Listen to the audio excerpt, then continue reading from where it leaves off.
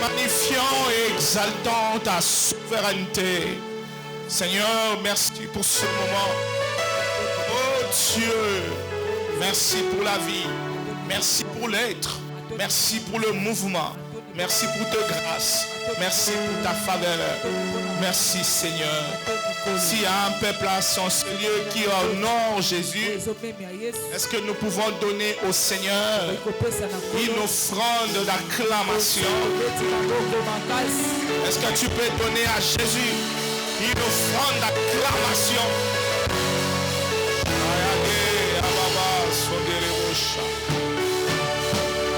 Amen. On va reprendre nos places.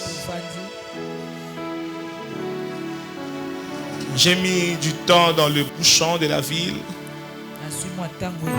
Ma prière et ma compassion pour ceux qui sont encore en chemin, pour qu'ils nous arrivent ici de bonne heure. Amen. Amen. Bien-aimés, nous sommes dans Péniel 2025. Daniel. Bien-aimés, c'est un grand programme de prière que nous avons. Je vous prie de respecter le jeûne. Nous jeûnons de minuit à 16 heures. Exceptionnellement pour les femmes enceintes qui peuvent manger et les personnes souffrant ou ayant un peu de problèmes de santé. Mais le reste là, nous nous tenons. Moi, j'étais au travail ce matin. J'y ai quitté à l'heure habituelle. J'avais même une formation où les gens mangeaient. Et moi j'ai donné mon sandwich à Freda. Et quand elle prend, je dis, et puis je descendais, puis je me suis souvenu qu'elle était en jeûne. J'ai dit, Freda, toi tu ne gênes pas. Amen. Amen. Ça veut dire que je tenais jusqu'à 16 heures. C'est possible. Efforcez-vous à jeûner. C'est très important. Je reviendrai peut-être pour marteler sur le jeûne. Ce sont des exercices spirituels qu'il faut observer, qu'il faut pratiquer, qu'il faut faire Bien-aimé, c'est très important. Amen. Amen. Je dis alléluia. Amen. Alors pendant ces 3 jours, je crois à une visitation de la part de Dieu pour la vie d'une personne qui assistera pendant ce moment de gloire. Tu as raté l'occasion de dire Amen. Amen. Dis à ton voisin, ce sont des moments de prière. Il faut être très actif. Il faut être participatif. Il faut être dans le mood. Dis-le-lui, il faut être dans le mood. Parce qu'à tout moment, la prédication peut s'arrêter et on commence le service. Vous êtes là ou pas? Amen. Je dis, à tout moment, la prédication peut s'arrêter et le service commence. Soit la prière, soit le service prophétique. Parce que je suis préparé à ce que le Seigneur va faire. Si vous ne le croyez pas, moi je crois. Une saison d'expansion, une saison d'ouverture, une saison d'opportunité. Je le crois. Ça sonne sur quelqu'un. Dieu va t'étendre. Dieu va te répandre. Dieu va t'ouvrir, tu vas élargir l'espace de ta tente parce que Dieu te donnera des choses que tu ne pourras pas contenir, qui va t'imposer l'élargissement. Il y a des gens qui vont inaugurer de nouvelles saisons. Amen. Je dis, est-ce que tu le crois? Moi, je crois à cela. Que 2025 nous donne des choses que nous n'avions jamais eues auparavant. Ceux qui n'ont jamais eu de petits-enfants auparavant deviennent mamies officiellement en 2025. Ceux qui n'ont pas été parents dans les années précédentes deviennent officiellement parents en 2025. Ceux qui n'ont pas touché à certaines sommes vont le toucher officiellement. Je crois que ça tombe sur quelqu'un. Ceux qui n'ont pas expérimenté certaines grâces de Dieu, ils vont l'expérimenter. Ceux qui n'ont pas vécu certains miracles, ils vont le vivre parce que nous allons expérimenter la puissance et la gloire. Je pensais que ça tombait sur quelqu'un. Est-ce que ça tombe sur toi? Amen, papa. Quand je te regarde comme ça, j'ai envie de prophétiser. Amen. Je dis, on va expérimenter des choses que nous n'avons pas encore expérimentées. Je ne viens pas les dire seulement, mais je viens l'activer. Je ne sais pas pourquoi j'insiste, mais une chose est vraie, que nous ne sommes pas là par habitude, mais nous sommes là par révélation. Parce que nous devons expérimenter. Je viens le dire à quelqu'un, tu auras des choses à dire. Je dis, tu auras des choses à dire. Je dis, tu auras des choses à dire. Je dis, tu auras des choses à dire. Lorsqu'on te posera la question, pourquoi tu continues à t'attacher à Dieu? Je dis, tu auras des choses.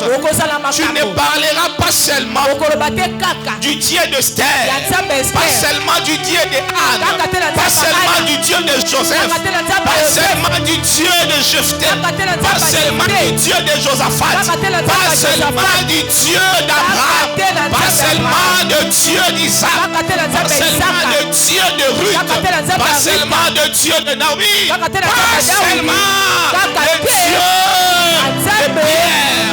Lorsque tu parleras de ce que Dieu a fait, de ce que Dieu a réalisé, de ce que Dieu a accompli. Lorsque tu vas retracer ta vie et que tu parleras de Dieu, tu auras les témoignages des œuvres de Dieu. Tu auras les témoignages de ce que Dieu a accompli. Je prie et je déclare que ta vie devienne une merveille de Dieu. Est-ce que tu crois à ma parole?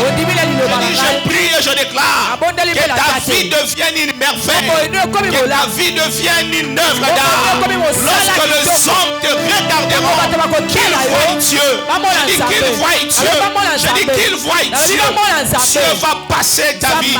Il va la transformer. Dieu va traverser ta vie. Il va la changer. Dieu va traverser ta vie. Et il fera de toi l'homme ou la femme que tu n'as pas été. Quelqu'un me donne un bon amen. Amen.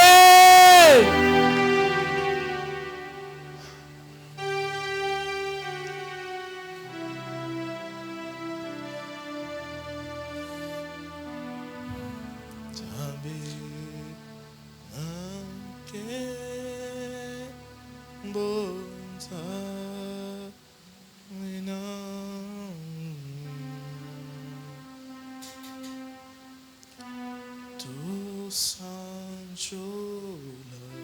Genèse 32.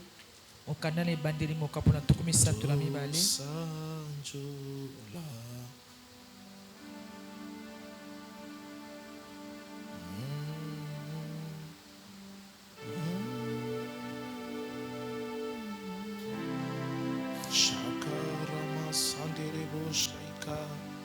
Genèse 32.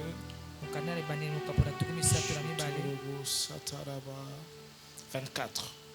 Olongwa tukumi bale na mine.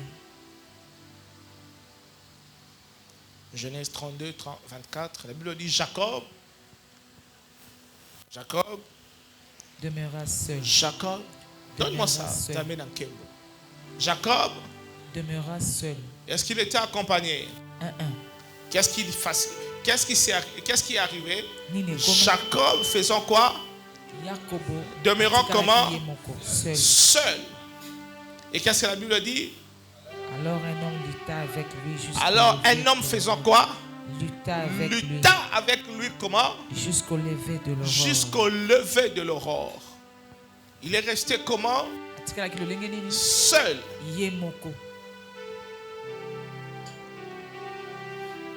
Devant le grande responsabilité de ta vie, tu seras seul.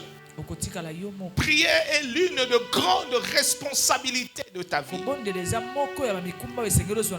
N'acceptez jamais de céder à quelqu'un la responsabilité de prier pour ta vie. Je voulais dire, n'acceptez pas de céder entièrement à quelqu'un la responsabilité de prier pour ta vie. J'ai ma façon de définir la prière. Je dis, la prière, c'est ce moment où nous discutons de ce qui doit arriver ou de ce qui ne devait pas arriver. Pendant que nous prions, c'est le moment, la Bible dit, tout ce que vous lierez sur la terre sera lié dans le ciel. Tout ce que vous lierez dans le ciel, tout ce que vous délierez sera également délié sur la terre. Lorsque nous prions, c'est un peu comme si nous sommes en train de discuter sur ce qui doit se faire. Nous refusons ce qui a refusé. Nous établissons ce qui a établi. Nous inaugurons ce qui a inauguré.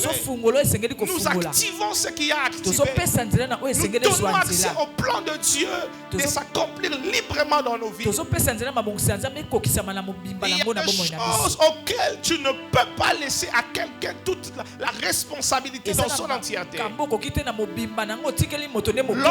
le prophète Esaïe est allé parler au roi Ézéchias, Ézéchias a écouté le prophète. C'était un prophète majeur. Ce n'est pas n'importe qui de prophète. Il a dit à cet homme, il te reste peu de temps, tu vas mourir. Mais la Bible déclare, le roi a tourné les dos au prophète. Il a fixé ses yeux à Dieu. Il a commencé à parler au Dieu qu'il a servi. Il a parlé au Dieu qu'il a appelé. Il a parlé au Dieu qu'il a.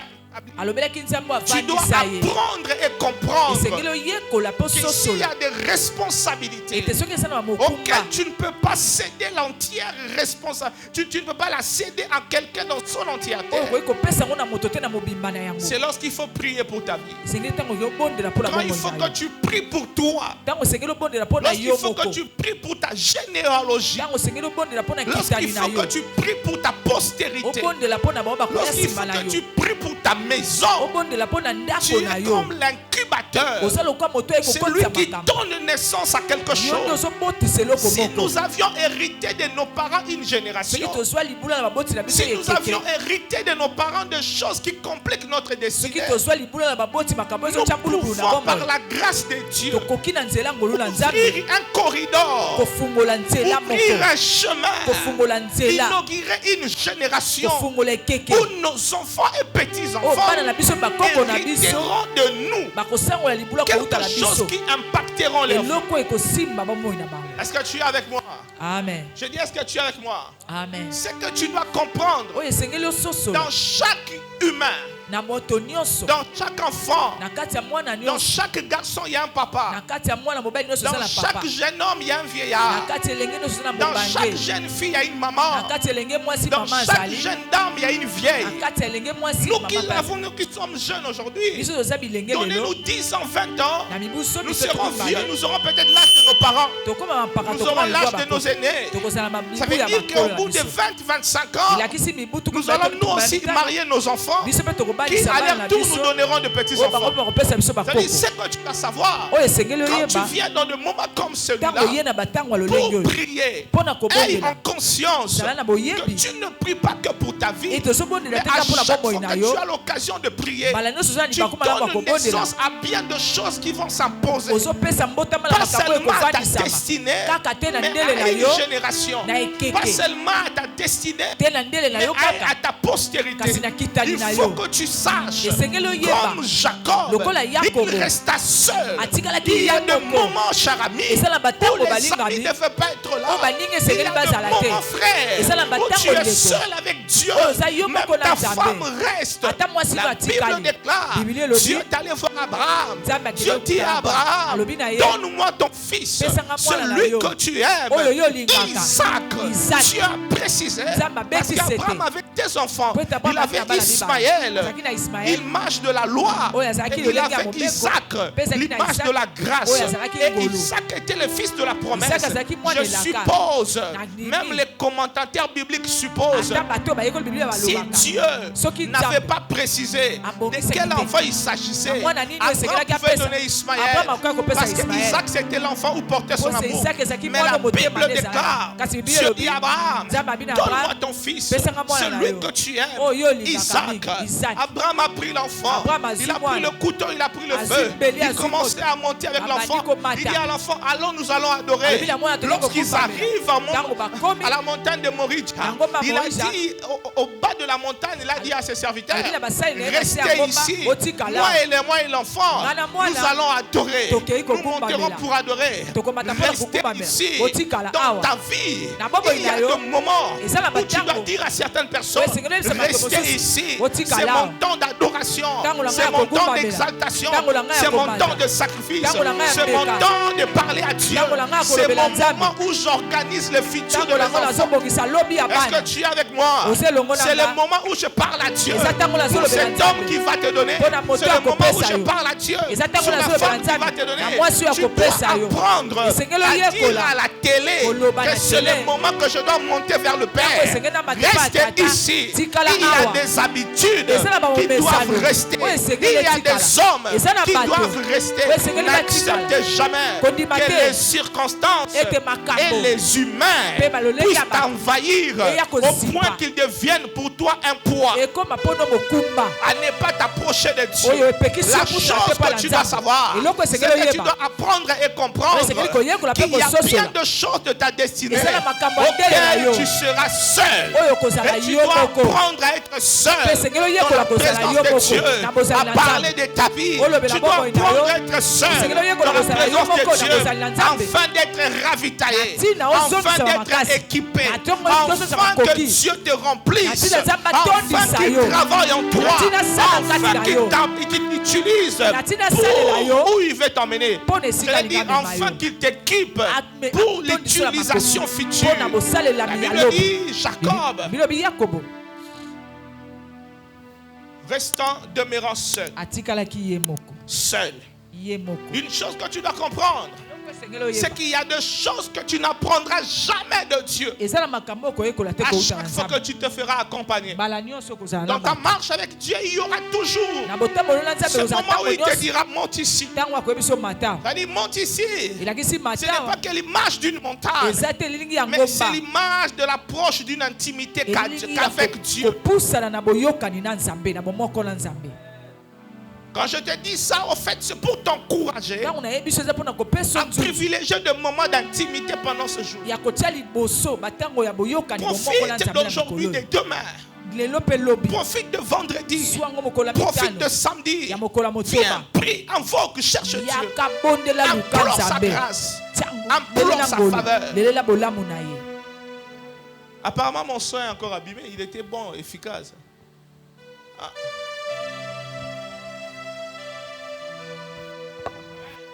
Amen. Amen.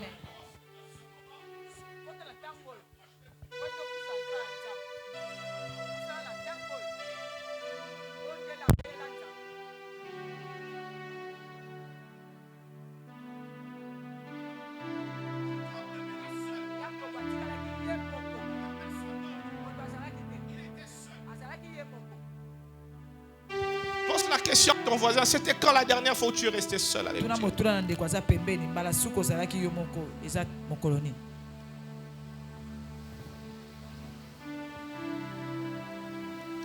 Vous allez demander à mon chauffeur, ça arrive très souvent que je le fasse descendre du véhicule. Je reste seul, je mets de la musique. Des fois, je suis au parking du boulot, je vois comment les gens passent. Je suis dans mon intimité dans le véhicule, en train d'implorer Dieu. Il n'y a pas de lieu pour ça. Tu peux le faire dans un arrêt de bus. Alors que tout le monde pense que tu es en train de rêver, toi tu es en train de prier. Tu dois cultiver ce moment d'être seul dans sa présence. Comme je t'encourage de jeûner demain, de jeûner vendredi. Le samedi, nous sommes ici de 7h à 11h59. Maman, donne-moi le temps, s'il te plaît. Nous sommes ici le samedi de 11h, de 7h à 11h59. 7h, 11h59. Amen. Amen. Je t'encourage. Je dis tout ça pour t'encourager à prier, à jeûner. Prends le temps de refuser le téléphone, d'éviter de te connecter quand ce n'est pas important. Amen. Amen. Prends le temps de prier. Mets la musique dont tu es convaincu que ça te fera du bien. Plonge-toi dans la prière. Sois concentré. Parle à Dieu. Tu parles beaucoup, mais tu ne parles pas assez à Dieu. Prends le temps de parler au Seigneur. Amen. Amen. Jacob demeura seul parce qu'il y a quelque chose qui allait se passer dans sa vie. Lisez le verset 5, le verset 24. Jacob demeura seul. Alors un homme jusqu'à verset 25 qui pouvait comment? Cet homme le frappa à la boiture de la hanche, et la moiture de la hanche de Jacob se démit pendant qu'il luttait avec lui. Il dit, laisse-moi aller car l'aurore se lève. Et Jacob répondit, je ne te laisserai point aller, que tu m'ailles. Verset 27. Quel est ton nom? Il répondit, Jacob. Il dit encore, ton nom ne sera plus comment? Mais tu seras appelé Israël, car tu as lutté avec Dieu et avec des hommes. Et tu as été comment? Vainqueur. Jacob l'interrogea en disant, fais-moi, je te prie, connaître ton nom. Il répondit, pourquoi demandes-tu mon nom? Et il le bénit là. Il est béni où? Là où il était resté seul. Ça va? Amen. Continuez.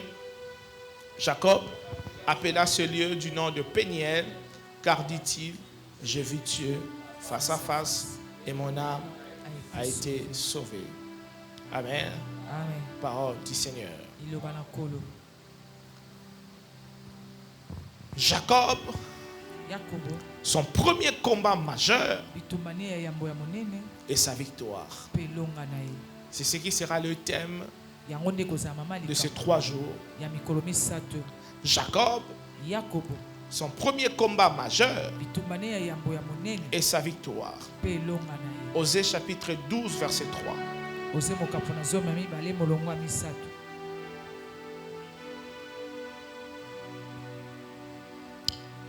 Est-ce qu'il y a des hommes et femmes sincères ce soir? Amen. Qui de toute sa vie chrétienne a déjà lu Osée?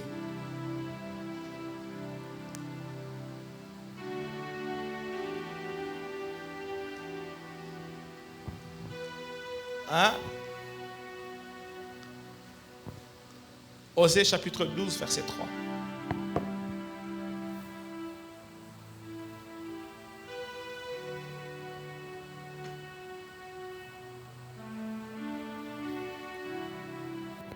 Osée chapitre 12, verset 3, vous êtes là?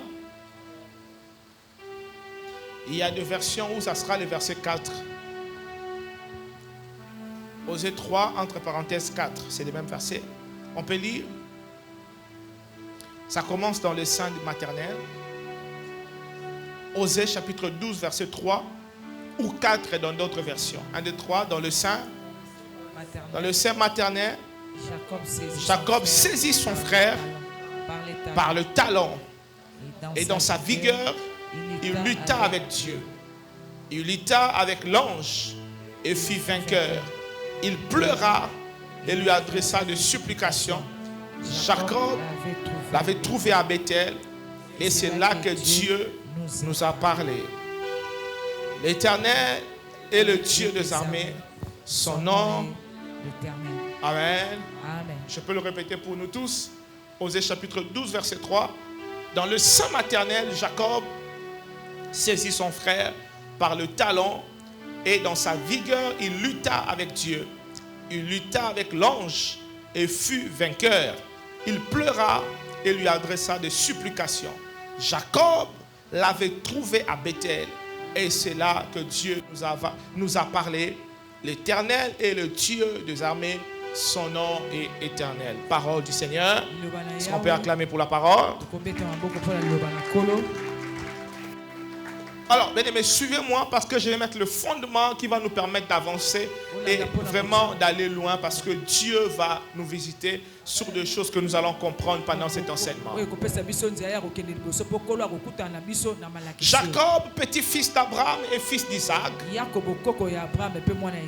est l'un des patriarches juifs dont la vie a été marquée par des combats récurrents. J'étais en train de dire Jacob, petit-fils d'Abraham et fils d'Isaac. C'est lui qui est l'un des patriarches juifs. Sa vie a été marquée par des combats en répétition. Lorsque nous étudions minutieusement la vie de Jacob, lorsque nous lisons et comprenons l'histoire de la vie de Jacob, c'est que nous remarquons qu'il y a 7 combats majeurs que Jacob a livrés tout au long de son existence. Il a livré ces combats soit avec les humains, soit avec Dieu. Ces combats majeurs qu'a livré Jacob tout au long de sa vie, ces 7 combats majeurs qu'a livré Jacob tout au long de sa vie. Ces combats ont changé le nom de Jacob. Ces combats que Jacob a livrés a changé ses ambitions. Ces combats que Jacob a livrés a changé son parcours. Et ces combats ont donné à Jacob une destinée prophétique. Ces combats ont donné à Jacob une destinée glorieuse. Et ces choses, ses enfants l'ont hérité. Le frère jumeau d'Ésaü qui est Jacob a commencé son histoire extraordinaire à un âge mature, mais il connaît son premier combat. Le premier combat de Jacob, il l'a connu dans le sein maternel. Lorsque je parle de Jacob, son premier combat majeur est sa victoire. Vous devez savoir une chose. Le premier combat majeur de Jacob, il l'a connu dans le sein de sa mère. Le premier combat majeur de Jacob, il l'a connu dans le sein maternel. Lorsque vous lisez la Bible, nous sommes dans Genèse chapitre 25. Nous allons prendre le verset 21. Vous allez voir comment ces 2 enfants, nous allons les trouver rapidement. Genèse chapitre 25 verset 21. Lorsque vous les lisez, vous allez comprendre que Jacob et son frère sont en train d'attirer l'attention de leur mère Rebecca et de tous ceux qui lisent la Bible alors qu'ils étaient encore dans le sein de leur mère. Genèse chapitre 25 verset 21. La Bible dit Isaac implorant l'Éternel pour sa femme, car elle était stérile. Et l'Éternel l'exauça. Rebecca, sa femme, devint comment? Vous êtes avec moi? Est-ce qu'on peut monter ensemble? Rebecca, sa femme, devint comment? Verset 22. Les enfants faisaient quoi? Se heurtaient dans son sein. C'est alors que Jacob et son frère ont attiré l'attention de leur mère. La Bible dit les enfants faisaient quoi? Se heurtaient dans son sein. Et elle dit, s'il en est ainsi, pourquoi suis-je enceinte? Elle alla comment? Consulter l'Éternel. Le verset 23. Et l'Éternel lui dit, deux nations sont comment? Est-ce qu'on parle des enfants? Est-ce qu'on parle des enfants? On parle de quoi? On parle de nations. Mais qu'est-ce qui se passe? Dieu dit à Rebecca qu'il y a combien de nations dans son ventre? Il y a deux nations. Dis avec moi, ça commence. Il y a deux nations dans son ventre. Continuons. Et deux peuples se sépareront au sortir de tes entrailles. En fait, qu'est-ce qui se passe? Dieu est en train de placer les jalons. Dieu lui-même est en train de définir les choses. Dieu, comme un architecte, il est en train de donner le plan de ce qui va arriver. À Rebecca, cette femme ne savait pas qu'elle ne portait pas seulement les enfants, mais qu'elle portait deux nations. Cette femme ne savait pas qu'elle portait deux peuples. Et au sortir de ses entrailles, ces deux peuples vont se séparer. Est-ce qu'on peut continuer? Un de ces peuples sera comment? Plus fort que l'autre. Et le plus grand sera comment? Assujetti au plus petit.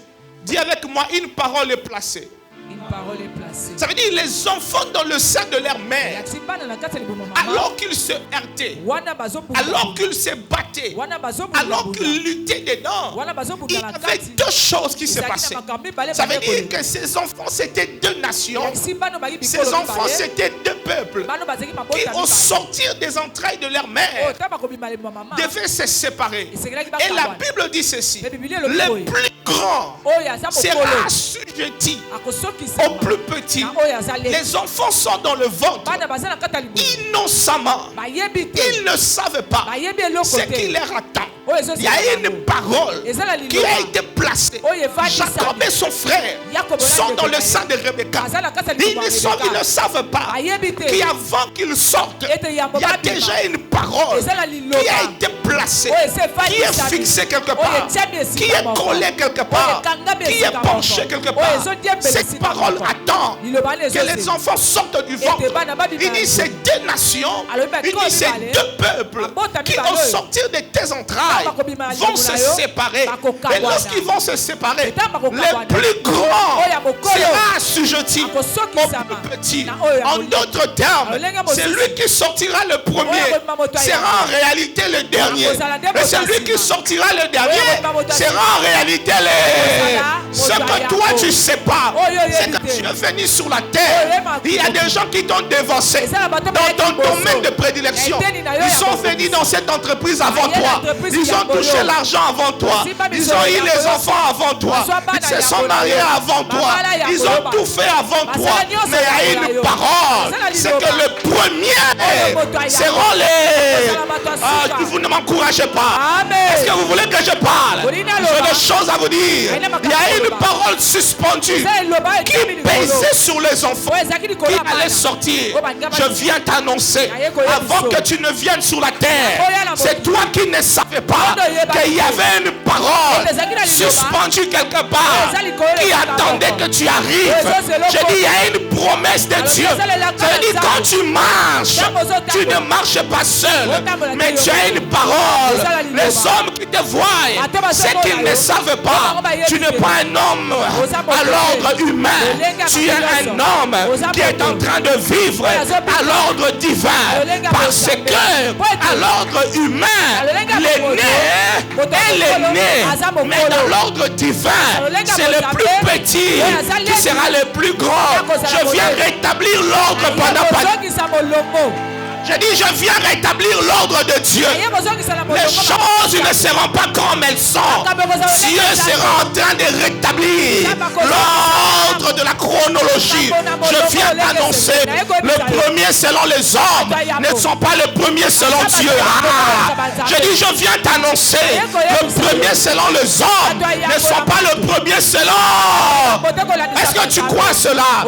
Je prie et je déclare que l'ordre du vin qui se réfère à la grâce puisse te localiser afin que tu vives non pas par le protocole humain mais par le protocole divin. Ceux qui vivent selon le protocole divin vivent sous la couverture de la grâce. Est-ce que tu es là? Ceux qui vivent selon le protocole divin, ceux qui opèrent sous la couverture de la grâce. Alors la grâce qualifie selon le besoin de Dieu, selon le choix de Dieu, selon la souveraineté de Dieu, selon la volonté de Dieu. Est-ce que je peux avancer? Amen. Est-ce que tu peux dire Amen bien? Amen. Continuons. Le verset 24. Le jour où elle devait accoucher s'accomplit. Et voici, il y avait 2 jumeaux dans son ventre. Amen. Amen. Parole du Seigneur. Jacob a commencé à écrire son histoire avant même sa naissance. Les hommes qui te combattent ne savent pas une chose. C'est que tu n'as pas commencé à écrire ton histoire pendant que tu es né. Ton histoire a commencé avant que tu viennes sur la terre. Vous savez qu'il y a des mères, lorsqu'elles vous racontent comment elles ont donné naissance à leurs enfants, vous comprenez que ces enfants-là n'ont pas commencé leur bataille quand ils sont nés. L'ennemi a tout fait pour qu'ils ne viennent pas au monde. Mais Dieu les a imposés. Et si Dieu les a imposés, c'est parce que Dieu a un plan. Ce que tu ignores, c'est que le Dieu qui a permis ta naissance a des choses bien préparées pour que tu vives une existence qui ne soit pas passagère, mais qui reste dans les annales de la destinée. Je pensais que tu allais me comprendre. Amen. Jacob a commencé à écrire son histoire avant même sa naissance. Sa vie et ce combat nous ouvrent un corridor de révélation. Lorsque vous regardez la vie de Jacob, lorsque vous scrutez et étudiez l'histoire de Jacob, il y a toute une avalanche de révélations. Parce que tellement de choses que ce monsieur a vécu avec Dieu. Il y a des principes et des victoires. Il y a des principes de victoire qui nous sont révélés par la vie et par l'histoire de Jacob. Lorsque vous lisez et vous regardez chaque combat de Jacob, ce qu'il a passé sur la terre, nous pouvons avoir, bien aimé, à travers de chaque combat que nous pouvons avoir sur cette terre des hommes. Lorsque nous regardons le combat, Jacob a combattu, comment il a passé son existence et sa vie. Nous avons bien des choses à comprendre et à tirer de la vie de Jacob. Depuis qu'il était dans le sein de sa mère, jusqu'à ce qu'il devienne le père, qu'il devienne Israël, sa vie a été mélangée à bien des défis. Un homme extraordinaire, un homme qui a vécu des moments compliqués de sa vie, mais un homme qui a gardé le cap. Ça veut dire, je vais vous citer demain le combat de Jacob, et vous allez comprendre que nous avions des choses à tirer de la vie et de l'histoire de Jacob. Lorsque nous lisons et comprenons la vie et l'histoire de Jacob, ces combats nous ouvrent une avalanche, un chemin de révélation. La vie et le combat de Jacob nous ouvrent une vie de... nous comprendre le principe de la victoire. Bien-aimés, à travers chaque combat que nous pouvons avoir, que ces combats soient spirituels, que ces combats soient sociaux, que ces combats soient professionnels, que ces combats soient physiques, la vie et le parcours de Jacob a quelque chose à nous faire comprendre. Les 7 combats livrés par Jacob entre aussi dans l'agenda de notre vie spirituelle, dans l'agenda de notre vie sociale, dans l'agenda de notre vie professionnelle, dans l'agenda de notre vie ministérielle, dans l'agenda de notre vie relationnelle. Alléluia. Amen. Premier tiré, c'est que la vie de Jacob nous apprend.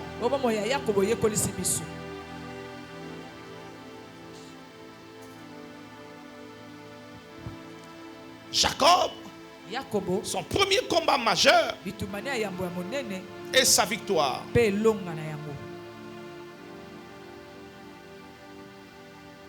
Bien aimé dans le Seigneur, ce que Jacob a vécu, nous le vivrons aujourd'hui sous plusieurs formes ou sous plusieurs manières. Ce que Jacob a vécu dans sa vie, nous le vivons sur plusieurs manières. Chacun de nous fait face à soit à l'un des combats ou au premier combat majeur qu'a livré Jacob. Pendant ces 4 jours, aujourd'hui, demain, vendredi, samedi et dimanche, nous allons découvrir la sagesse et la grâce de Dieu qui ont accompagné et caractérisé Jacob afin de lui accorder une victoire sur toutes ses batailles. Pour Jacob, chaque combat était une nouvelle expérience qui devait l'amener vers une autre étape de sa vie. Pour Jacob, chaque combat était une occasion.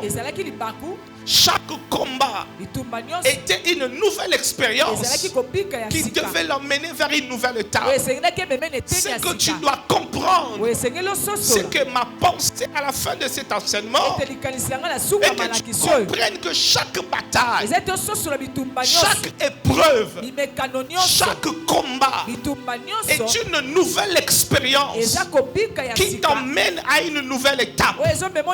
À partir de ce soir, lorsque les combats se lèvent, il y a une nouvelle expérience que Dieu veut que tu apprennes. Et cette nouvelle expérience va t'amener à une nouvelle étape. J'aimerais dire à quelqu'un, au plus grand est le combat, au plus puissante sera ta formation. Dieu te fait passer par le feu parce qu'il y a une étape puissante qui doit venir. J'aimerais dire et encourager quelqu'un qui passe par des moments difficiles que tu vas témoigner. Quand tu vas sortir de ce moment, tu seras plus fort que tu ne l'as jamais été. J'aimerais aussi que tu comprennes une chose. Plus forts sont les combats de ta vie, plus grande est ta destinée. Plus fortes sont les batailles de ta vie, plus puissante sera ta destinée. Alléluia. Amen. J'ai dit alléluia. Amen. Que Dieu te fasse du bien. Le 7 combats de Jacob sont donc ces 7 victoires. Je prie et je déclare que chacun des combats qui va se présenter, Dieu te donnera la victoire sur chaque combat. Tu peux les identifier et Dieu te donnera la victoire sur ces combats. Quelqu'un me donne un bon amen. Amen. Le premier combat de Jacob, c'était le combat de la suprématie. Le premier combat de Jacob, comprenez-moi bien, c'était le combat de la prééminence.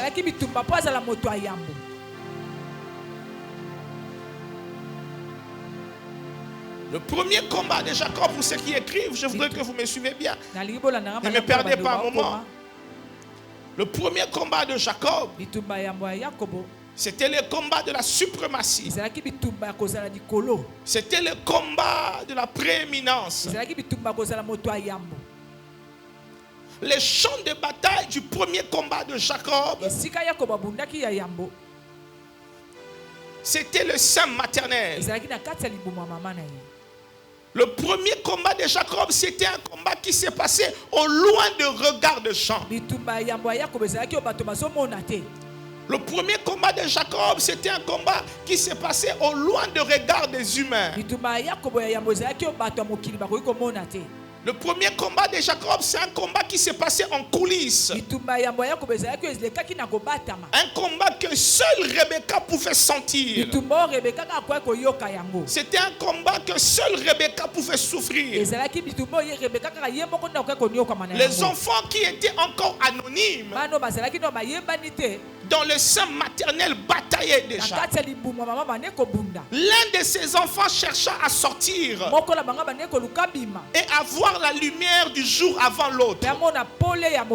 Donc Jacob et son frère, ils se battaient dans le sein de leur mère. Chacun d'entre eux cherchait à sortir le premier. C'est comme ça, je vous ai dit tout à l'heure, que le premier combat que Jacob a livré, c'était le combat de la prééminence. C'était le combat de la suprématie. Qui sortira le premier? Qui verra le jour le premier? Qui sera le nez? Qui portera le nom le premier? Qui on nommera le premier? Le seul qui pouvait sentir la bataille de Jacob et de son frère, c'était leur mère qui les portait. La Bible dit qu'ils se sont battus dans le ventre. Ils se heurtaient dans le ventre. Ils cherchaient comment sortir. Le problème, c'était qui allait voir le jour en premier. Qui allait sortir le premier. Qui allait avoir de la suprématie. Le combat ici, c'était à qui le droit de naissance allait revenir. Alors le premier combat qu'ils ont été victimes se faisait loin de regard de gens. Bien aimé, il y a des choses avant de passer. C'est que vous devez comprendre le plus grand de nos combats, le plus grand de nos batailles, se font peut-être pas au vu et au regard de gens. Nos plus grandes des batailles se font en secret. Le plus grand de nos luttes sont secrètes. Les choses auxquelles nous nous battons le plus, ce ne sont pas les choses que les hommes connaissent. Les choses qui nous établissent, les choses qui font de nous des hommes et des femmes forts et puissants, ce sont des choses invisibles. Est-ce que vous savez? Amen. Je dis, est-ce que vous savez que le plus grand de nos combats sont invisibles? Amen. Amen. Je dis alléluia. Amen. Le plus grand combat, c'était qui serait accueilli le premier par les sages-femmes. Les enfants se battaient. Et le problème en ce moment-là, c'était qui serait accueilli le premier. Qui sortirait le premier. Qui les femmes sages prendraient en premier. Qui on allait porter en premier. Les combats de Jacob portaient sur qui allait avoir qui serait le premier à être nommé. Souvenez-vous, quand les enfants naissent, c'est lui qui sort au premier, on donne un nom. Qui porterait en premier le nom? Qui serait visible en premier? Qui serait le premier à faire entendre ses pleurs? C'était donc un combat de primauté. C'était donc un combat de prééminence. C'était un combat de grandeur. C'était un combat de visibilité. C'était un combat de supériorité.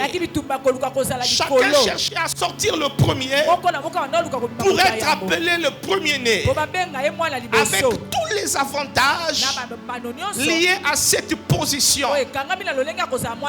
Alléluia. Amen. Le droit de naissance était un avantage lié à celui qui naissait le premier. Lorsque nous regardons le combat de Jacob, bien aimé, ici, tel que nous sommes réunis, c'est le combat que chacun de nous a. La compétition existe. C'est que vous devez savoir, dans la destinée, chacun dans son domaine de prédilection, nous sommes dans cette bataille. Qui sera le premier? Qui aura de la visibilité? Qui aura de la supériorité? Qui sera élevé? Ça veut dire, sans que nous le disions, nous sommes dans une bataille. La vie elle-même est une bataille. La compétition est réelle. Les hommes qui nous entourent, dans la famille, au travail, même à l'église, on veut nous tous être, on veut tous sortir la tête. On veut tous sortir du lot. On veut tous se distinguer. On veut tous être supérieurs. On veut tous être élevés. On veut être remarqués. On veut avoir de la supériorité. Ça veut dire nous sommes dans une bataille de la prééminence, de la primauté, de l'élévation. Lorsque si je me faisais un exercice d'entendre vos prières, je résumerai vos prières en ces choses. Tout ce qu'on veut, que nous soyons le premier, nous le disons même. Je serai la tête, je ne serai pas la queue. C'est une question de primauté, c'est une question de supériorité, c'est une question de suprématie. Lorsque nous regardons le premier combat de Jacob, nous nous identifions, les amis. Partout où nous sommes, quoi que nous fassions, tout ce que nous attendons, c'est d'avoir de la supériorité. Mais quand vous regardez, vous avez comme l'impression que Ésaü a semblé remporter la bataille, puisqu'il est sorti le premier du sein maternel. À la première vue, nous pouvons lui attribuer le mérite de la victoire du premier combat. Vous savez, quand vous regardez la vie, vous avez quand même comme l'impression qu'il y a des gens qui ont beaucoup plus d'avance. Il nous est toujours arrivé de regarder les autres et de croire qu'ils sont loin et que nous sommes en arrière. Parce que toutes les pressions que nous nous donnons autour de la vie, c'est lié à ce qu'on voit dans la vie des autres. Même quand les gens se plaignent pour le mariage, tu entends les gens te dire, pasteur, je suis le seul à ne pas me marier. Mais tu es le seul en fonction de qui? Simplement parce que nous regardons ce qui se passe dans la vie des autres. Et on a comme l'impression que nous sommes en retard, que nous sommes en arrière. Parce que quand vous regardez, qui est sorti le premier? Qui est sorti le premier? C'était Ésaü. Abraham est sorti quand? Le deuxième. Donc en réalité, qui est l'aîné? C'était Ésaü. À qui revenait le droit de naissance? C'était Ésaü. Donc à la première vue, Jacob est le perdant. C'est le sentiment que tu as. Tu penses que tu as perdu, alors que tu ne sais pas. Nous ne sommes que dans un ordre humain. L'ordre divin n'a pas encore dit son mot. Ésaü est né le premier. Jacob est né le deuxième. Même Ésaü lui-même ne sait pas. Il n'est pas à sa place. Il ne sait pas qu'il y a une parole qui a été suspendue avant que les enfants naissent. Cette parole disait: le plus grand sera assujetti au plus petit. Et Ésaü, lui, ne savait pas que cette parole était déjà libérée avant qu'il vienne. C'est que les hommes dont toi tu as l'impression qu'ils te dépassent ne savent pas que tu as une parole qui est encore suspendue sur toi. J'aimerais dire à Vasti, lorsque tu regardes Esther et que tu es sur ton trône de reine, tu ne sais pas qu'il y a une parole qui est suspendue. Amen. Amen. C'est-à-dire tout donner l'impression que Jacob a perdu. C'est comme cela. Lorsque Rebecca a écouté ce que Isaac disait à Ésaü, fais-moi un mets, je mangerai, mon cœur sera dans la joie et je te bénirai. Rebecca, c'est elle qui avait entendu Dieu. Dieu avait dit à Rebecca, le plus grand sera comment assujetti. Maintenant, qu'est-ce qui s'est passé? Rebecca ayant écouté Dieu, elle a voulu rétablir l'ordre de choses, que la bénédiction ne revenait pas au plus grand, que la bénédiction était réservée aux plus petits. L'ordre de choses devait être rétabli. Comme ça, Jacob n'est pas l'usurpateur. Jacob est le stratège. Les religieux ne vont pas aimer ça, mais c'est la vérité. Jacob, on devait le rétablir parce qu'il y avait une parole qui pesait sur lui. On avance rapidement. Amen. Amen. Je dis alléluia. Amen. Je dis alléluia. Amen. Donc tout donnait l'impression que Ésaü avait remporté la victoire. Quand tu regardes, tu as l'impression que tu es perdant. Tu sais ce que tu vois. Tu es au courant de ce que tu vois. Tu es au courant de ce qu'on t'a dit. Mais ce que tu ne sais pas, c'est ce que Dieu a préparé. Amen. Amen. Quand tu regardes, tu as comme l'impression que tu as échoué. Ouf, je vais continuer demain. Mais j'ai des choses à vous dire. Je vais finir cette phrase et on va prier.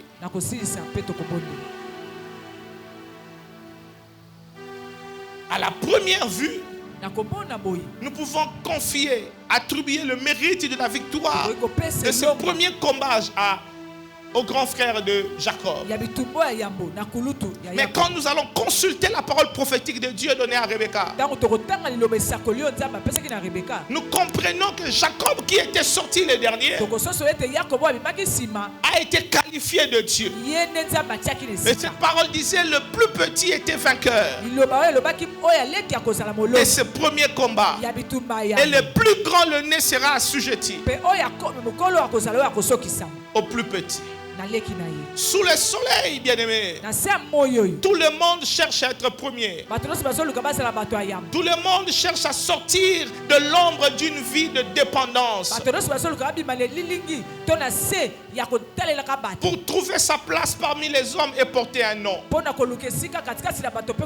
Vous savez que l'enfant est toujours nommé après sa naissance. Sous le soleil, nous tous, nous cherchons à être premiers. Nous cherchons à avoir un nom, à porter un nom. Nous voulons des noms qui précèdent. Avant que tu arrives, qu'on sache que tu es là. Avant que tu arrives, que les gens s'apprêtent et se préparent. De tous les efforts que nous pouvons faire, c'est pour que nous sortons de quelque chose. Il y a des gens qui veulent sortir de la pauvreté. Il y a des gens qui veulent sortir des difficultés. Il y a des gens qui veulent sortir du célibat. Il y a des gens qui veulent sortir des difficultés. Il y a des gens qui veulent sortir de problèmes. De tout ce qu'on peut faire sous le soleil, nous nous battons et cherchons à être le premier. Chacun de nous veut sortir de quelque chose. Il y a des gens qui veulent sortir du sein du chômage. Il y a des gens qui veulent sortir du sein de la pauvreté. Il y a des gens qui veulent sortir du sein de la stérilité. Tu veux voir que les choses changent. Tu veux voir une transformation. Il y a comme une bataille qui se lève devant toi. Et tu veux la briser afin de passer à autre chose. Ça veut dire tel que nous sommes là ce soir, nous sommes chacun confrontés à quelque chose, à une bataille. Nous voulons sortir au sein de souffrance. Nous voulons sortir du sein de la médiocrité. Il y a des gens qui veulent sortir du sein de péché comme Jonas. Il y a des gens qui veulent voir clair dans la vie. Il y a des gens dont la vie est tourmentée. Il y a des gens lorsqu'ils sont assis, vous le voyez à l'église. Vous le voyez peut-être sourire, mais ça ne va pas. Ils sont assis, mais ce salaire est insuffisant. La vie ne marche pas. Ils nous sourient. Ils sont là toutes les semaines. Mais il y a comme quelque chose qui est bloqué dans leur vie. Les gens que vous voyez assis là. Est-ce que tu regardes? Est-ce que tu vois? C'est-à-dire, quand tu regardes là, il y a comme une fumée blanche qui monte. L'interprétation de que si nous sommes à 50 là, 40 personnes ont de cœurs qui sont comme en train de saigner. Posons des questions à Dieu sur des choses qui doivent changer. Amen. La plupart d'entre vous sont fatigués de la routine. Tu vois, même pendant qu'on prêche là, les gens se posent des questions.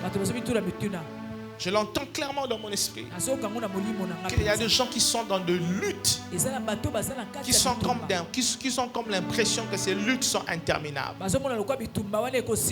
Tu veux sortir de ça. Tu veux sortir de quelque chose. Tu as comme l'impression que tu es resté longtemps dans ça. Ça a tellement duré. Ça fait tellement mal. La plupart d'entre nous ce matin, ce soir, ne sont pas heureux. Amanda, ne le regarde pas comme ça. La plupart ne sont pas heureux.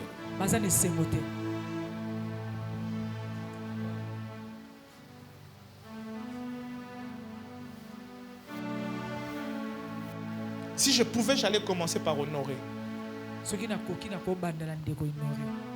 de choses dans son cœur, des luttes silencieuses. Le premier combat de Jacob, c'était en dehors des caméras. Les hommes ne voyaient pas. Ils luttaient. Honoré est dans une lutte silencieuse.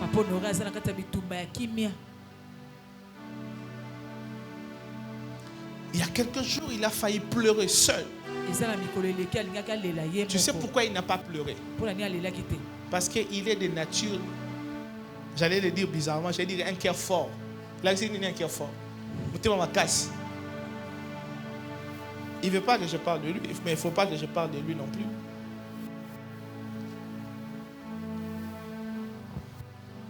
Bon, je vais parler à l'anonymat. Pas de lui. Il n'y a pas que lui qui a des problèmes. Il y a des mamans. Ça c'est. Nakati avale ya bakae. Nayo. Est-ce qu'il y a un tanguier? Et je l'entends. À un moment, le Seigneur me dit, regarde. Les gens sont dans l'indécision. On s'est rangé, il y a deux personnes. Une d'elles qui doit prendre une grande décision. Mais elle est en train de beaucoup réfléchir. Mais je donne de l'indice. Cette fois-ci, si tu tombes enceinte, ça ne partira pas. Si tu essayes, tu pars avec. Et moi, je sais de qui il s'agit. Je ne vais pas regarder les gens au visage. Est-ce qu'elle croit? Vous m'intimidez. De questionnement. Et le Seigneur me dit, beaucoup d'entre nous ici mingi kati na biso n'ont pas vraiment de paix. baza pe na kimia te. Les gens sont dans des batailles internes. bato baza na kati ya bitumba na kati na bango. Moi, j'ai des choses à dire. Je n'ai pas le temps. On doit prier. Vous devez Zala partir. makamba koloma. Il faudrait que vous rentrez tôt. Demain, je continue. Tozonga, lobi tokokoma. Demain, je continue. Lobi nakokoma. Je commence par là. Le premier combat de Jacob, bitumba yango ya c'est le combat de la prééminence. eza bitumba ya kozala ni.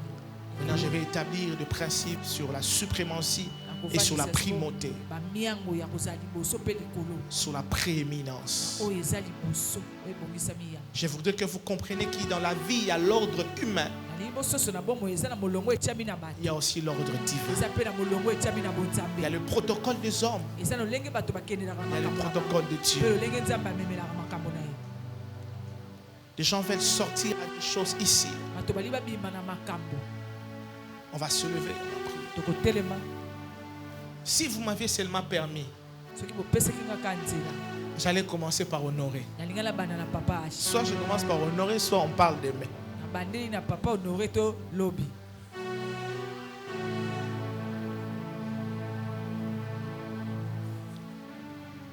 Amen. Amen.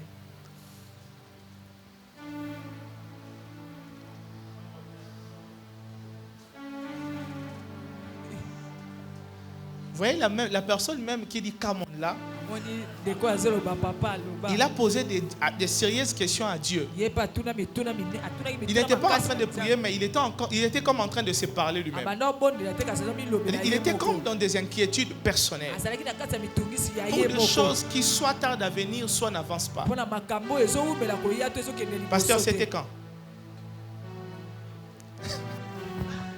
Eza mikolo nyonso. Mais je parle de ce jour où tu as dit à Dieu explicitement dans ton cœur, comme tu l'as comme mimé, tu connais mon cœur, quelque chose comme ça. C'est-à-dire, c'était quand? Dimanche soir. Ok. Amen. Puis il a dit clairement à Dieu, tu connais mon cœur, si tu me bénis, tu sais que je... En fait, tu étais comme un peu... Tu étais comme en train de te révolter un peu. À un moment, tu es fatigué. C'est juste mesure, juste mesure. Tu veux que ça déborde un peu. Mais à l'attente de choses qui tardent et qui traînent, ça commence à t'énerver. Bon. C'est les pasteurs, hein? On ne dit pas beaucoup de choses. Amen. On va prier. Mais pasteur, maintenant quand tu dis come on là, Dieu est en train de me dire, il me répète ces passages. Aucune prophétie qu'il a libérée sur toi ne restera sans effet. Tu sais pourquoi? Parce que Dieu a commencé par faire quelque chose dans ta maison. Je vois exactement que tu allais finir ce mois de février avec Eyan qui allait faire une crise. Que Dieu a justement sauvé l'enfant. Il allait être sérieusement malade. Ça veut dire que la maladie est passée comme ça. Il y avait un vent qui allait frapper dans ta maison. Que Dieu a fait passer ces vents de maladie. Parce que je voyais ta femme être malade. Je voyais l'enfant être malade. Aussitôt qu'il est guéri, je voyais ta femme être malade. Mais pendant ce temps, je te voyais avec l'argent. Et cet argent qui n'allait pas te servir à quelque chose, parce que je te voyais payer les factures de l'hôpital. Et Dieu est en train de me dire, nous sommes au mois de février. Nous sommes le 19 février. Je prends cette église à témoin. Tu vas compter de jours. Je suis en train de parler du 23 mai. Avant que nous y arrivons, je vois une surprise de Dieu t'arriver et je te vois témoigner Dieu. Mais ça sera des surprises. Je vois en train de rigoler. Je vois Dieu te surprendre pour beaucoup de choses. Ah, est-ce que je dois dire? Je ne vais pas dire. Je sais que tu ne vas pas aimer. Mais pour quelque chose que tu as fait, toi tu comprends, non? Je vois comme quelque chose être déclenché. Je te vois cette année-là finir. D'ici au 23 mai, je vois cette surprise. Mais cette surprise sera comme une préambule qui va inaugurer une saison. Cette année, tu vas toucher l'argent. Ce n'est pas une question de prophétie. Je ne prophétise pas, je te dis ce que Dieu est en train de faire. Dieu va le faire. Je te vois être brutalement surpris par Dieu. Mais en même temps, être guéri de la douleur qui commence d'ici à ici. Je vois une douleur comme ça ici. Que Dieu est en train de te guérir de cette douleur. À un moment, tu te disais, c'est parce que tu t'assois beaucoup. Mais je vois, ça va être une complication de santé. Mais Dieu t'a guéri de ça. Écris et retiens-les. Tu vivras longtemps. Mais tu seras en bonne santé. En bonne santé. Mais je vois une porte s'ouvrir à l'Asie. Hein, papa? Je vois une porte s'ouvrir à l'Asie. À un pays d'Asie. Et c'est une porte qui va beaucoup te bénir. Et je te vois faire ton premier voyage à un pays d'Afrique. Et ensuite dans ce pays-là. Et je te vois. Hein? C'est arrivé. Comment? C'est Singapour. Est-ce qu'on a parlé de ça? Non. Ok. Prophétie Lingaboété. Alors que Dieu te bénisse parce que je voyais une porte pour s'ouvrir en Asie et je te voyais partir. Mais je voyais d'abord un pays en Afrique aussi. Je te voyais comme faire ça. Ça veut dire l'Europe, vraiment, ça va diminuer un moment parce que je te vois, ce sera un peu comme le lieu où coule le lait, le miel. Je te vois faire beaucoup de voyages. Et Dieu te suit. Je vois Dieu mettre des gens devant toi qui vont te faire confiance aveuglément. Tu vas commencer à recevoir des virements qui ne sont même pas ton argent. On va seulement voir beaucoup d'argent comme ça. Il y a yoté. Les gens vont te faire confiance et je te vois bénéficier de beaucoup de choses. Mais aussi certaines portes s'ouvrir. Que Dieu te bénisse. Si tu tournes seulement derrière toi, tourne. Qui tu vois en premier? Exactement. Maintenant, quand elle est entrée, Dieu me dit de dire à cette femme, tu es précieuse devant Dieu. Je vois une douleur qui te traverse de là, mais par le dos. Hein? C'était quand? C'est tous les jours. Tous ces jours. Je vois une douleur qui te traverse de là par le dos. Et je te voyais faire une crise. Viens, je vais prier pour toi.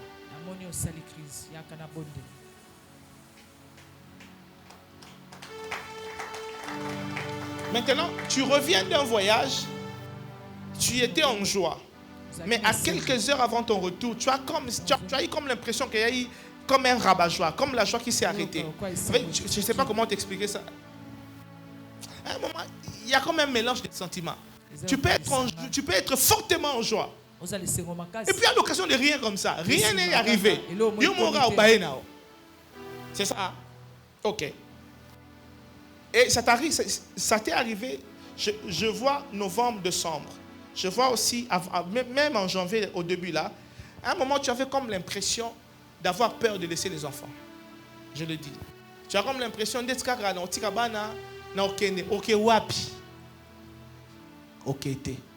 je parle de la mort. Comme une peur qui t'envahissait. Mais cette peur-là va partir parce que tu ne mourras pas. Mais je voyais avec cette douleur-là qui allait provoquer, je te voyais faire comme une crise. Le boronde est compliqué. C'est ça, non? Le boko, ça commençait par là. Hein? Et je voyais comme le boronde était lemba. Et je voyais comme une paralysie. Hein, maman? Maintenant, ça ne va pas arriver. Tu veux que ça n'arrive pas? Par la foi dans le nom de Jésus, serre-moi ta main. Non, la main qui fait mal. Père, je prie dans le nom de Jésus que ce soir, devant cette église, il est arrivé une fois que tu sauves ta fille de la mort devant ce peuple. Et ce soir, tu fais la même chose pour maman Mireille, dans le nom de Jésus. Elle ne mourra pas, elle a une longue vie pour voir ses enfants grandir. Mais ta faveur est sur sa vie et que grâce booste sa vie. Le puissant de Jésus. Amen. Je vois pendant que tu dis Amen, je vois une somme d'argent. Mais Dieu me dit que cet argent, c'est beaucoup d'argent, c'est vrai, mais c'est seulement une prémisse. Je n'ai pas dit que tu donnes ça à l'église. Non. J'ai dit que ça sera la prémisse de toutes les grandes sommes que tu vas recevoir. Ne considère pas seulement comme l'argent que Dieu te donne. Considère ça comme les premiers gros montants de ta vie. Parce que c'est le déclenchement d'une saison ou d'une succession de choses que Dieu va te donner. Je ne dis pas les montants. Hein? Parce que moi, je voyais les montants qui bougeaient un peu. Ça bougeait. Tu peux rentrer. Que Dieu vous bénisse.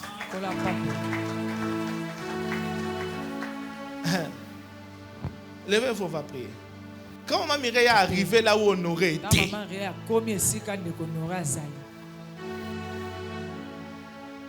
pose-lui la question, pourquoi il a peur? Pourquoi tu as peur, Papa Honoré? Entre mercredi et vendredi, C'est quoi le jour où le sommeil s'est arrêté? De vendredi à mercredi. C'est quand? Nous sommes quel jour aujourd'hui? C'est pas mercredi aujourd'hui? Mercredi. Je parle de vendredi passé, non? Vendredi. Tu veux pas qu'on parle de toi? Parce que Dieu, la chose que je vais te dire, c'est que Dieu t'aime. Il y a un mauvais plan de l'ennemi pour ta santé. Hein? Je voulais parler de ce moment où le sommeil s'est arrêté. En fait, d'ailleurs, depuis un moment, tu as comme l'impression de Kolamuka. Comment on appelle ça? Kukatapongi. Hein? Mais il y a Kukatapongi, tu as vendu longtemps. En fait, aux autres là, on a forcé. Hein? C'est ça, non? Maintenant, je voulais vraiment parler de ce jour où le sommeil s'est vraiment arrêté, où tu es resté un peu assis avant de te replonger. Tu ne veux pas qu'on parle de ce jour-là? Parce que ce jour-là, il y a eu quelque chose. Tu ne veux pas? Tu ne veux pas? Tu ne veux pas? Ok, parce que quand toi tu souris et Nice aussi sourit, elle aussi elle a des problèmes. Eh non, on va prier. Il n'y a pas d'heure, l'heure est passée. Prions. On va prier. Je bénis Dieu pour la grâce de Papa Joël. Ouf. Ce monsieur va beaucoup prêcher. Est-ce qu'au mois d'avril, je peux prendre mon congé? Comme ça, on lui laisse prêcher tous les dimanches du mois d'avril. Amen. Qui sont pour. Hey, Papa Rotéa. Amen. Parce que Maman Astrid il doit se rigoler de vrai. Son sourire là doit être vraiment avec son cœur. Parce que depuis dimanche, elle a comme une peur qui commence à venir un peu. Elle a aussi bien dormi. Dès dimanche à lundi, elle a quand même bien dormi. Elle avait un peu peur, mais elle a dormi un peu profondément, n'est-ce pas? Hein? Tu as quand même bien dormi, hein? Tu veux qu'on parle de cette nuit-là? Non, hein? On va prier. Elle a un peu bien dormi. Parce qu'elle est dans les angoisses. Que Dieu nous fasse grâce. Que les batailles qui nous font manquer la paix. Père, je lève ma voix dans le nom de Jésus.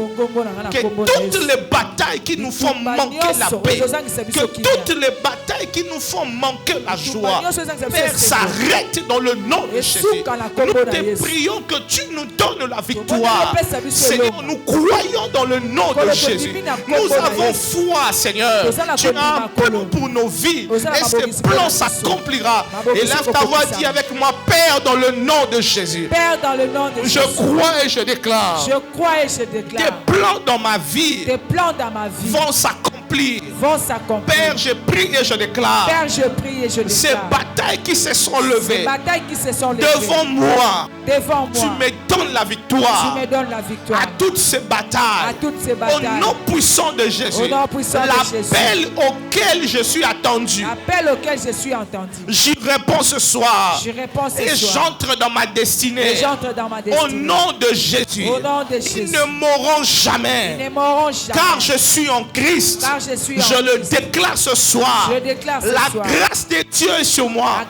La bonne main de l'Éternel est sur moi. Je le déclare ce soir. Au nom de Jésus. Je déclare. Même si j'avais l'impression d'avoir perdu, je crois et je déclare. Ce n'était qu'une impression, mais la réalité, mon Rédempteur est vivant et il se levera. Même en dernier, il se levera. Il me donnera. Il réalisera. Il accomplira. Il le fera. Au nom de je déclare au nom de Jésus, ma vie, on ne l'arrêtera pas. Je suis un survivant. Aucun problème ne pourra m'abattre. Aucune bataille ne pourra m'abattre. Je déclare, je suis imbattable. Est-ce que tu crois cela? Dis avec moi, je déclare, je suis imbattable. Aucun défi ne pourra m'abattre. m'abattre. Aucun défi ne pourra me finir. Je déclare, je suis irréversible. On ne me fera pas tomber. Je déclare que Christ m'a affermi. Il a affermi mes pieds. Mon pied ne va pas heurter contre une pierre. Car Christ m'a affermi. Au nom de Jésus, je déclare que toutes les batailles, de nuit comme de jour, j'aurai la victoire. J'aurai la victoire. J'aurai la victoire. Des hommes, des femmes qui me combattent. Ils ne savent pas d'où je viens, ce que j'ai vécu. Ils ne savent pas ce que Dieu m'a dit. Ils ne se connaissent pas cette parole qui pèse sur moi, qui est suspendue sur ma vie. Aujourd'hui, je déclare, je réclame que sur ma vie, il y a une parole, il y a une prophétie, il y a une promesse qui me réclame à l'excellence, qui me réclame à l'excellence, qui me réclame à la supériorité, qui me réclame à la primauté, qui me réclame à la gloire, qui me réclame à la réussite, qui me réclame au triomphe, qui me réclame à la victoire. Il y a une parole qui est sur ma tête. Je ne tomberai pas, je ne finirai pas, je ne jouerai pas, je ne serai pas anéanti. L'ennemi ne triomphera pas sur mon sort. Je déclare, ils ne vont pas sabler champagne sur mon cas. Ce soir, le porte de la vie s'ouvre devant moi. Le porte des ambassades s'ouvre devant moi. Le porte de voyage s'ouvre devant moi. La paix de Dieu est mon partage. La bonne santé est mon partage. La joie en Christ est mon partage. Aujourd'hui, ceux qui croyaient qu'ils ont un mot sur ma vie, je viens les annoncer. Dans ma vie, seul Jésus qui a le dernier mot. Et ce qui est vrai, depuis tout ce temps, il n'avait pas encore dit son dernier mot. C'est comme cela. Mon cœur est dans la paix. Mon âme est dans la joie. Je suis certain qu'il est de mon côté. Il défend ma cause. Aucun fléau ne s'approchera de ma vie. Aucune situation ne s'abattra sur ma vie. Je suis un survivant. Je suis un survivant. Je suis une légende. Je suis un faiseur de destinée. Un homme, une femme qui écrit l'histoire. L'histoire de ma vie. Je suis en train de l'écrire. Ceux qui viendront après verront ce que Dieu a fait. Verront ce que Dieu a accompli. Au nom de... Tu peux le déclarer par la foi. Shakarababa Sanderebo Shaida.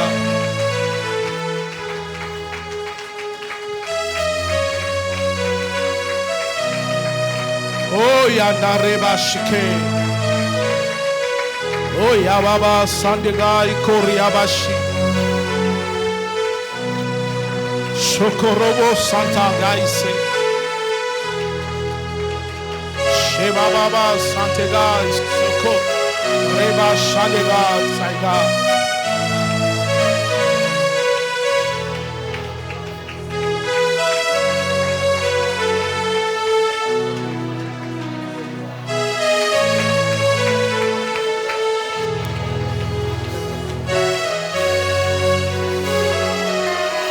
Oh Shaya Baba Koraba Sendega.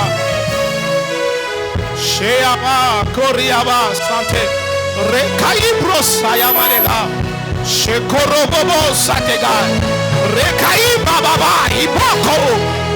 Yebabo Santarabaike. Sheba Baba. Iprokoriabas. Rebababababababababa. Ende rebebebe shandela. Rekaibro satarababa. Ike rebababa shendege.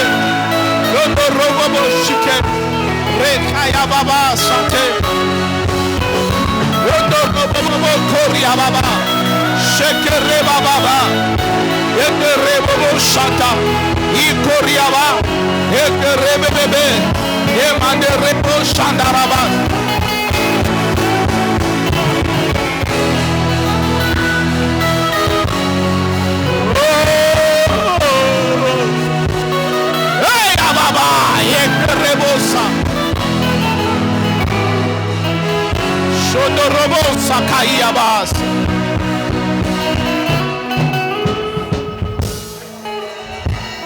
Garde cette atmosphère, on va prier avant de partir. On se retrouve demain à 16h. Bien-aimés, c'est un programme de prière. Je prendrai un temps demain, un temps court de prédication. Nous allons beaucoup prier. Amen. Qui sont d'accord avec moi? Nous allons beaucoup prier demain. C'est vrai qu'il y a beaucoup d'embouteillages, c'est pas facile. Mais forçons-nous d'être là à l'heure. Invitons demain, ne venons pas seuls. Je vais faire un service demain par la grâce de Dieu. C'est vrai que j'ai beaucoup de choses à dire, mais c'est un programme de prière. Vous connaissez ma théorie. Si je ne finis pas, je vais continuer le dimanche, mais on doit prendre le temps de prier. Demain, j'aurai peut-être 30 minutes. Je vais m'efforcer de dire l'essentiel, mais le temps qui va nous rester, ça sera la prière. Parce qu'il y a des destinées qui seront accouchées ici. Je vous dis, les amis, je vous dis, on va prier. Élevez vos deux mains.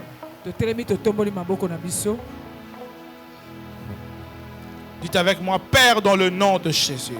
Père, dans le nom de Jésus. Un chemin s'ouvre. Un chemin s'ouvre. Où nous allons vivre continuellement. Où nous allons vivre continuellement. Tes exploits. Tes exploits. Des nouvelles expériences. Des nouvelles expériences. Par ta grâce. Par ta grâce. Dans le nom de Jésus. Dans le nom de Jésus. Amen. Amen. Vous pouvez acclamer pour le Seigneur. Demain, on se retrouve ici à partir de 16h30. Ne venez pas en retard, venez pas seul. Ça sera un moment béni. Que Dieu vous bénisse. Entrez dans la paix du Seigneur.